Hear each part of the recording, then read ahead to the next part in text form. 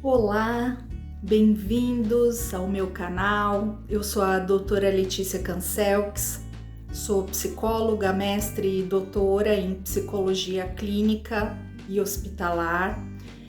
E hoje eu quero falar com você que sente uma mágoa muito grande. Shakespeare dizia que a mágoa é o veneno que se toma esperando que o outro morra. Você já parou para pensar na verdade dessa ideia? A mágoa, ela deixa a gente doente.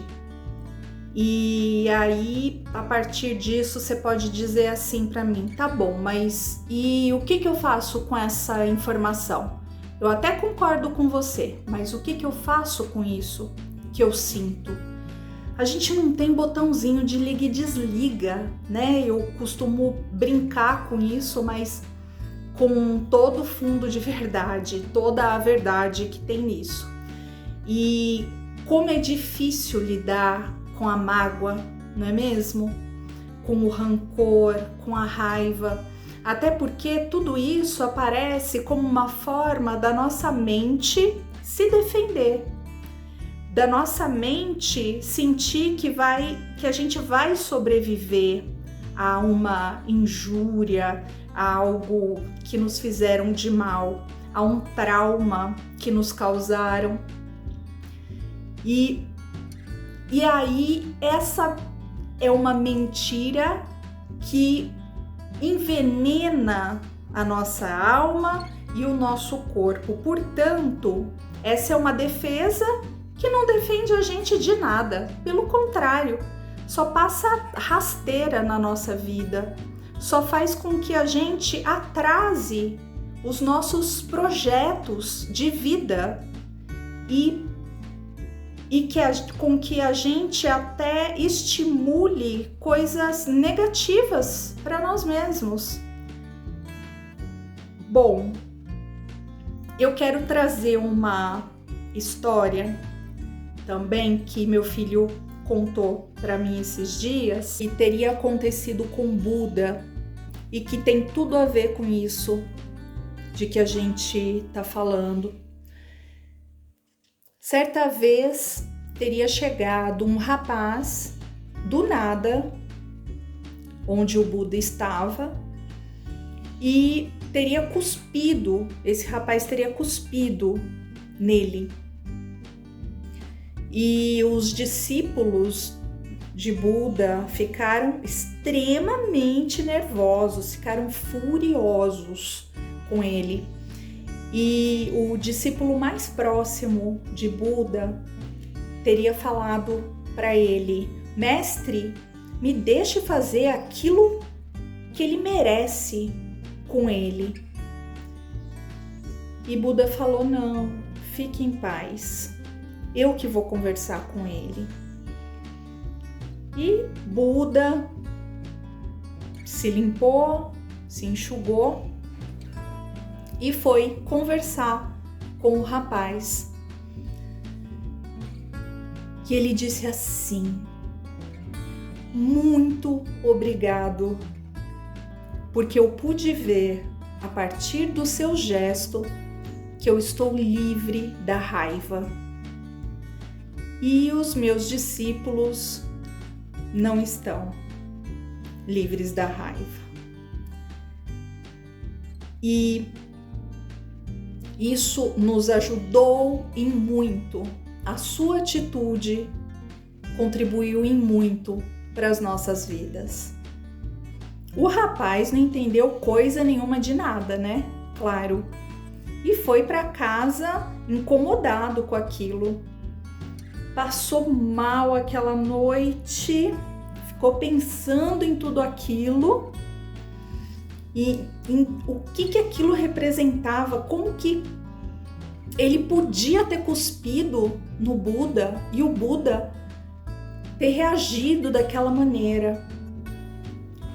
Bom, moral da história: passou a noite suando frio, passando mal, refletindo E no dia seguinte, ele foi pedir perdão para o Buda. E aí, o que o Buda disse a ele?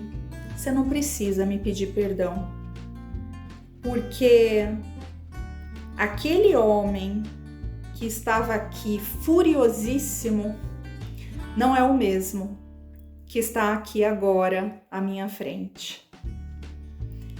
Portanto, você não está me fazendo absolutamente nenhum mal.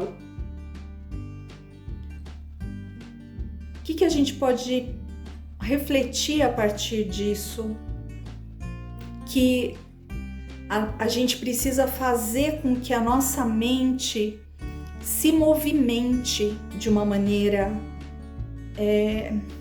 diversa, diferente daquela forma como ela se movimentava, né? A gente precisa aproveitar as circunstâncias adversas, as mágoas, justamente para criar esse novo movimento dentro de nós.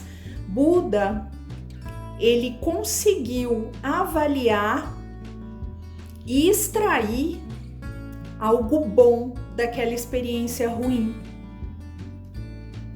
E o quanto que a gente precisa compreender e olhar para tudo aquilo que a gente conquistou, que seja em termos de força, em termos de experiência, em termos de superação de condições adversas.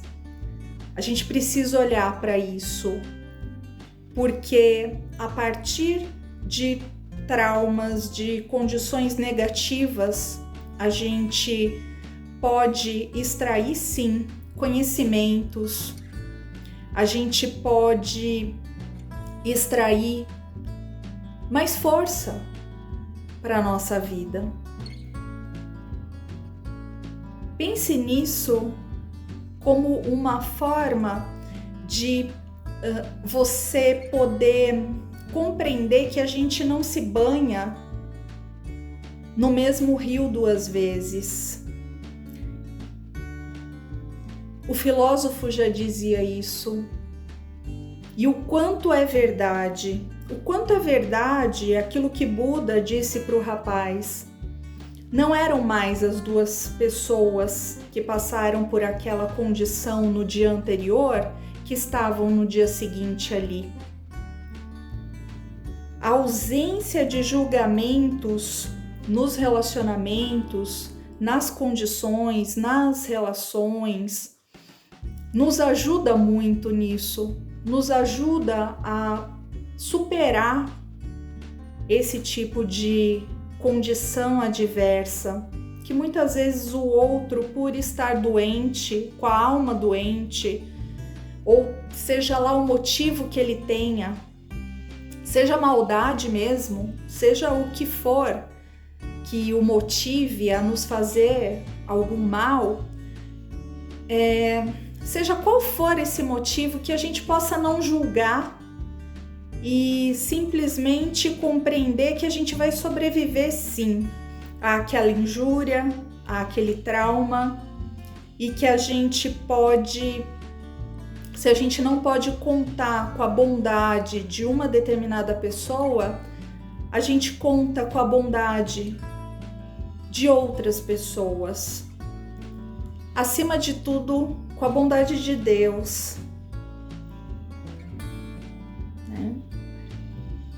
Que a gente possa aproveitar essas condições adversas, então, para o nosso crescimento, para o nosso aprendizado, porque todos nós passamos por condições adversas, por injúrias, por momentos de falta de respeito do outro para conosco. E esse outro não vai nos destruir. Seja qual for a motivação desse outro para fazer o que ele fez, ele não vai nos destruir. Em você, olhando para você mesmo, amando a você mesmo, cuidando de si próprio, colocando limites, sim, nas relações, mas sem agir por impulso, só colocando os devidos limites. Em primeiro lugar, lembre-se de que o outro não define você. Então, se ele falou isso, aquilo ou aquilo outro de você, isso não te define. Se ele cuspir em você, como aconteceu ou teria acontecido com Buda, isso não define. Isso não definiu Buda. Não definiu que ele era desprezível, porque o cuspe no rosto diz isso, né? Diz a respeito de ser uma pessoa desprezível, que merece um cuspe no rosto. E Buda sabia ali quem ele próprio era, o seu próprio valor. Então, houve amor próprio, houve ausência de julgamento ali e houve uma força de Buda no sentido de não se deixar destruir por aquela atitude insana, impulsiva do rapaz.